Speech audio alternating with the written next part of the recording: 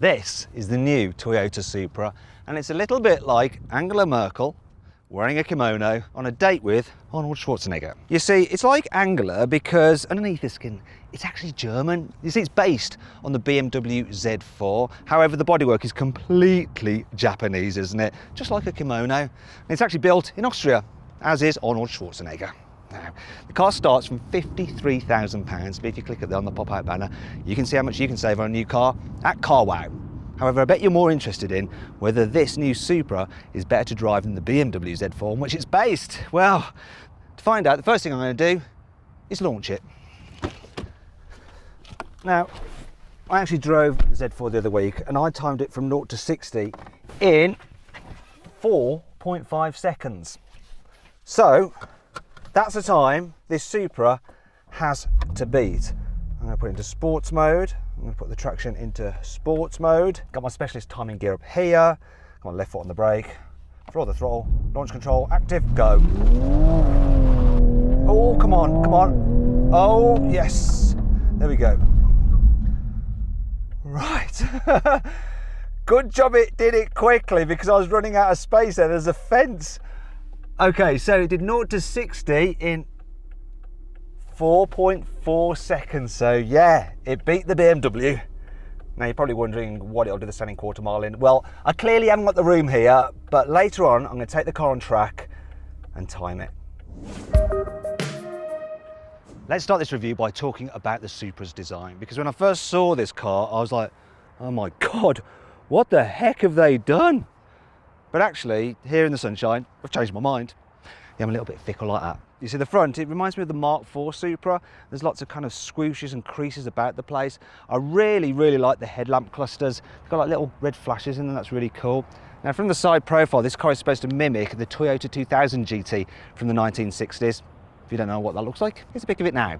Now there is no denying that this is very Japanese in its design. The only thing that isn't are the door mirrors, because they are from the BMW Z4. I do like how you have these black side skirts, they look cool, but I absolutely adore these standard 19-inch alloys. They look amazing. The only bit of the car I'm really not too sure about is this section here, the rear haunches. It's like it's got fat, flabby hips, a bit like Kim Kardashian, probably in about 10 years' time, or maybe 10 months' time. Anyway, the back though, can't fault the back. The back of this car is absolutely gorgeous. I mean, look at it. What a sweet ass this is. Love the ducktail spoiler like that. And the rear diffuser. The way you have a little fog light, like the rain lights that you get on Formula One cars. The only thing I don't really like is this, look. This Toyota badge there above the Supra. It's just, why did they put that on there? I really don't know. Like the fact you've got real exhaust pipes, which are quite big.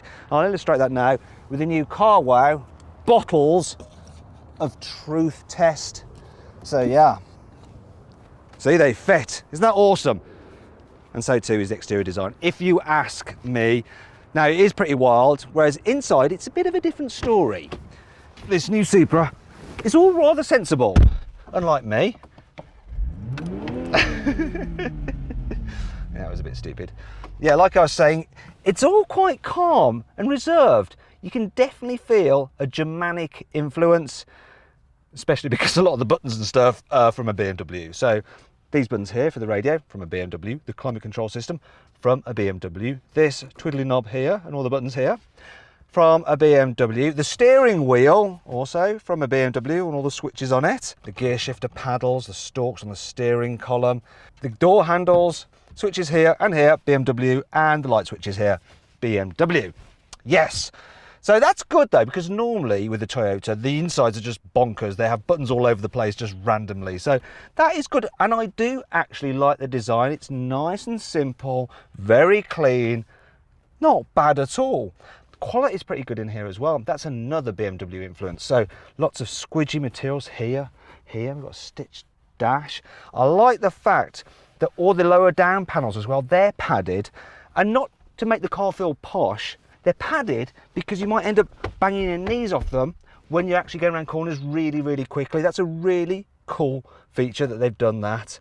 But yeah, I am feeling the BMW vibes. The rear view mirror is BMW as well. It's even got the little sensor for gesture controls, but this car doesn't have it. And that brings me onto the screen and this car's equipment list. As standard, the Toyota Supra gets a large infotainment screen with built-in satellite navigation.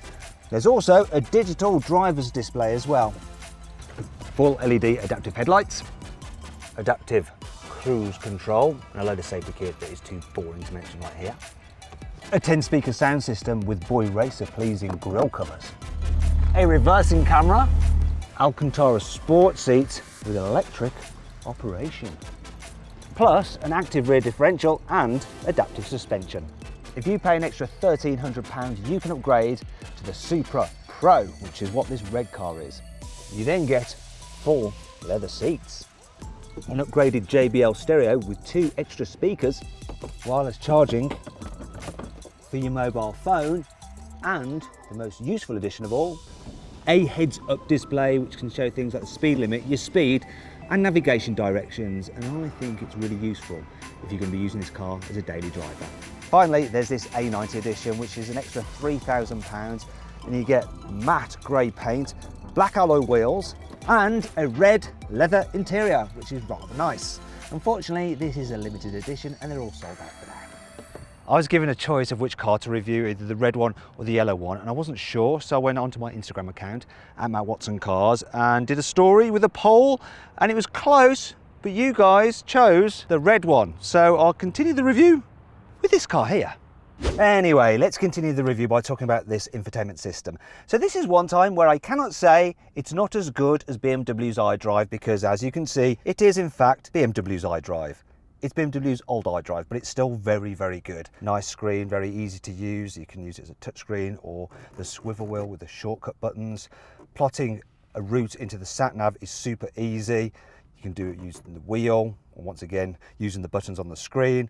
And it calculates routes nice and fast, dead easy to input a waypoint as well, and you've got traffic alerts to send you around the jams. All very good. The only problem is that while it has Apple CarPlay, just like a BMW, it doesn't have Android Auto, so yeah, no good for me and my Samsung. Another thing that I do like about it is the fact you get a sort of version of BMW's digital driver's display, though I prefer the layout of this Toyota one. So you've got the central rev counter, the speed off to the left, and then the satellite navigation functions all to the right. It's good.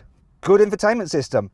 In terms of the seating position, it's lovely actually. Steering wheel is really centrally mounted as well. The seats feel a little bit on the high side. I'd like to go a bit lower, even though you are actually sitting quite low. Part of the reason for that is that this roof is quite low, so you feel like you need to be a bit lower still. But it's all right. If you're tall, you may struggle. Yeah, if you're really tall, that is. Other areas of practicality are only okay. So the glove box is pretty much filled with the manual and some high-vis vests. Got a little storage area here.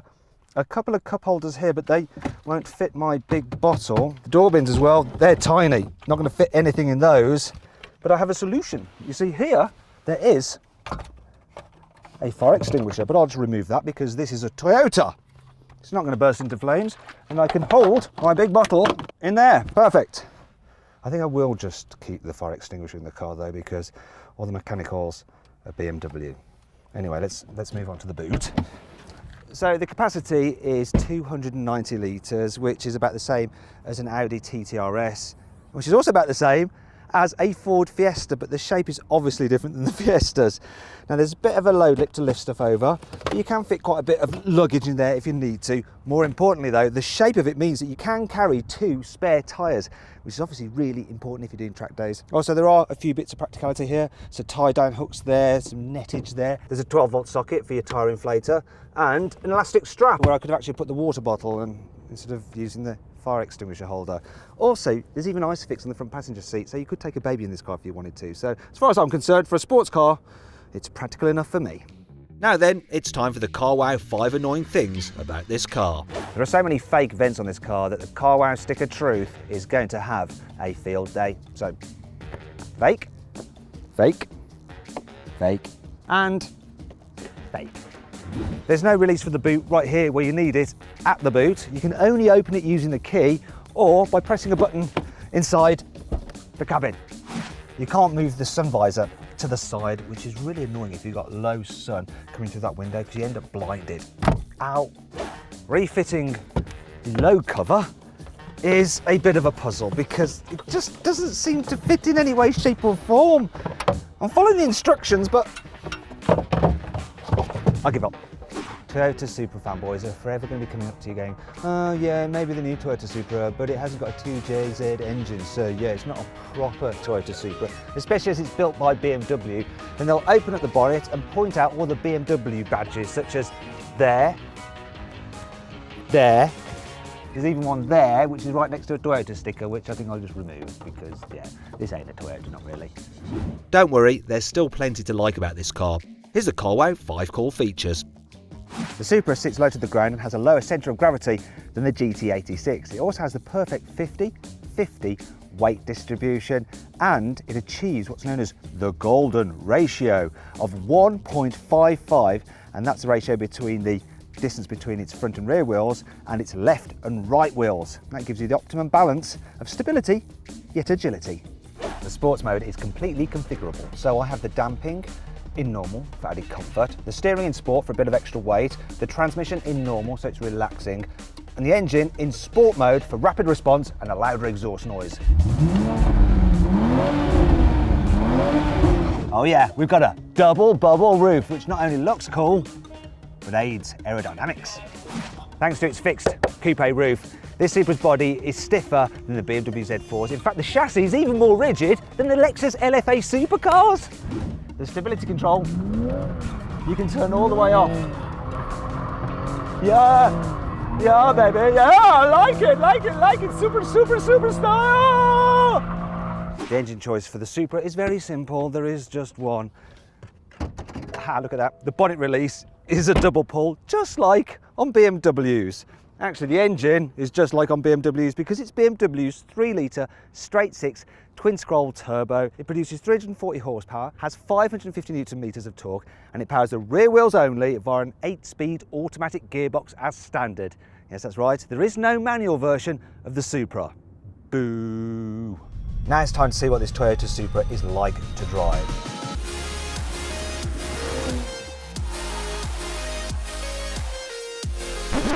I'm going to start in town. I know you're probably thinking, just take it on track. Well, that'll come later, all right? You need to know what it's going to be like to live with every day. So actually it's really good. The automatic gearbox is nice and smooth. You don't really notice it changing gears when you have it in normal mode. The suspension in normal mode is pretty decent over bumps. There's a speed hump, no trouble at all. It'll cope with potholes as well. Very, very comfortable for a sports car. I'm quite impressed by that. Also the brakes, they're not grabby. I thought they might be on a sporty car like this, but they're not. So that's helpful. As for the manoeuvrability, well, I'm going to park it now. So the steering is super light, so it's very easy to manoeuvre this car. It's got quite a tight turning circle as well for a sporty car. So you're not going to get stuck at mini roundabouts and stuff. The visibility isn't so good, but the wing mirror does that thing that BMW wing mirrors do, surprise, surprise, where they angle down when you're reversing.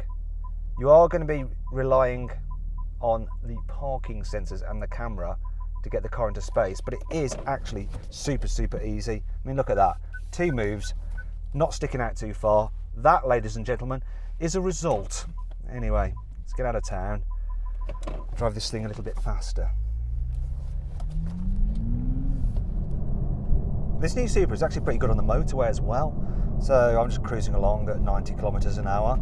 And it's reasonably relaxing. The seats are supportive but not too firm.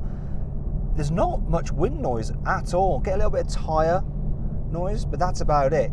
It seems quieter slightly than the BMW Z4 because obviously that's got a fabric roof. But what happens if you need to overtake? So like I said, I'm doing 90. The gearbox is in normal mode and in 8th gear. I'm just going to floor it. And already I'm at that Vectra's chuff. Look at that, I think I gave him a bit of a shock. He wants to get the heck out of the way. This thing pulls, it really pulls. Oh, that's illegal. I'll back off now. Yes, good performance and good response from the gearbox, even just in normal drive. What really matters is how this new Supra drives on a twisty road, and I've found one, so I'm going to put the car into sports mode, so everything is in maximum attack. The first thing I notice is the gearbox.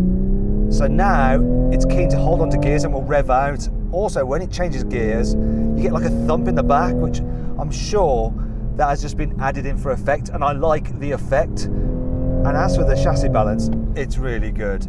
So it's quite a predictable, easy car to drive fast. I think Toyota's engineers have done a good job with this car because it's a really well-rounded sports car. Yeah, I know, all the hardware is BMW, but who cares what Supra fanboys say? You know, yes, so what?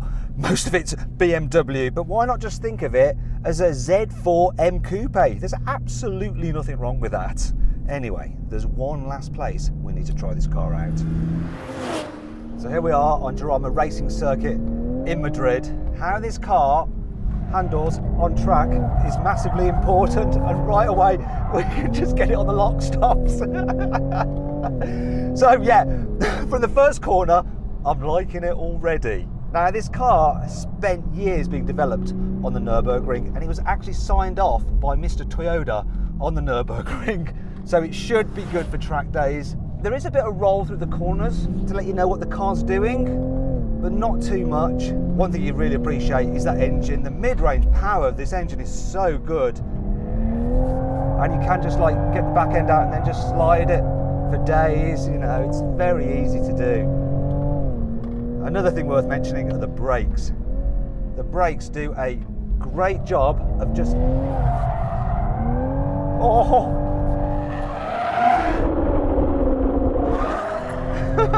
So they're big Brembo brakes, and they do a great job of hauling this car up. One of the things I've noticed is that this steering system, which is not the fastest in the world, does mean it's very easy to control on track. Just feels right, not too skittish. You know exactly what the car's doing, and it points it quick enough where you want to go. I really do think that Toyota have built a nice, fun handling car that you can just mess around with when you want to. I love it. Well done, Toyota. The final thing for me to do in this new Supra is to set a standing quarter mile launch time. So I have the start finish straight ahead of me. I've got my specialist timing gear here. We're going to do it. See what it does. It's a pretty good start, that is. Feels strong. What's it going to put in? Come on. Give me a good time. Is it there? There we go. Oh. So, this car did the standing quarter mile in 12.5 seconds. Now let's just check out the 0 to 60. So it did 0 to 60 in 4 seconds dead. And that means that a red Supra is faster than a yellow Supra. That obviously has nothing to do with the improved traction of a racing circuit. No, not at all. Make sure you pick the right colour then.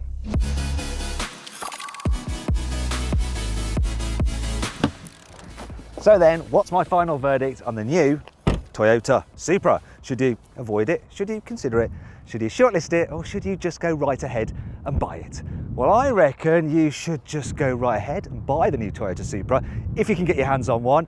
Yeah, the Supra fanboys may go, oh, it's not a proper Toyota, but it's a great sports car, good value for money, and it comes with Toyota's 5-year warranty. Winner.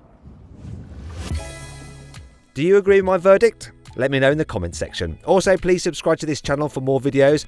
And if you click on the deals box to the right, you can see how much you can save on a new car at CarWow. Or click on the video windows below to watch another of my videos.